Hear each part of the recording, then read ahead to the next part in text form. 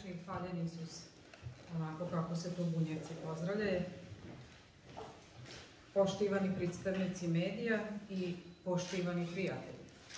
Nakon 100% pribrojenih glasova na 63 biračka mjesta u Subotici i 100% pribrojanih glasova u Somboru, zvanično možemo potvrditi da je na današnjim izborima za nacionalne savjete nacionalnih manjina, odnosno za izbor novog saziva Bunjevačkog nacionalnog savjeta, lista broj 2, složno za Bunjevce, dr. Suzana Kujundžić-Ostojić, odnela apsolutnu pobjedu na ovim izborima. I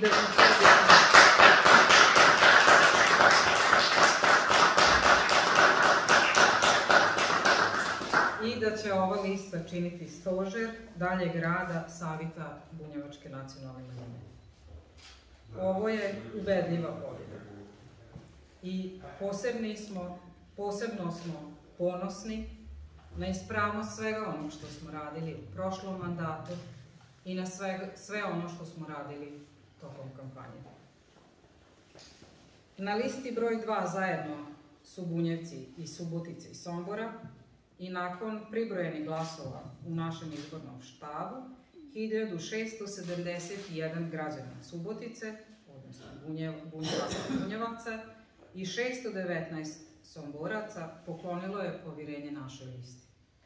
Prema našoj procjeni, izborna lista broj 2 osvojila je ukupno 2290 glasova na osnovu priko 95 obrađenih podataka. Nedostaje još Novi Sad, Beograd, ali u principu po onom broju koliko i tamo ima upisanih Bunjevaca ne bi bitno promijenilo stvari. Pobjeda liste složno za Bunjevce, dr. Suzana Kujundžić-Ostojić u Subotici i Somboru osvojila je 79% od ukupnog broja izašlih birača. Drugoplasirana je lista Bunjevci za Suboticu i svoja prava zajedno, Tamara Babić sa 441 glasom, a treće plasirane Bunjevci Sombor, svi u jednom kolu, 184 glasa. Kazat ću još jedan put da su ovo samo rezultati onog što smo radili, da su nas naši birači pripoznali, da im je bilo sugerisano nejedared i na različite načine, da glasaju drugačije. Trudili smo se tokom ove kampanje da ni jednu ružnu riječ nijekom ne kažemo i da divanimo ono što smo mi uradili i ono što želimo da uradimo. Ponovit ću još jedared naš slogan složno za Bunjevce. I on je i nastao tako što vidimo sve naše Bunjevce u budućnosti zajedno i da radimo za svoj narod. To smo dokazali kroz to što smo imali podršku čak 11 bunjevačkih udruženja. Smatramo da smo uradili puno u prethodnom periodu, o tom smo dosta divanili tokom kampanje, kazali smo i šta je ono što želimo uraditi nadalje, a ovi rezultati samo su legitimitet za sve to što smo divanili.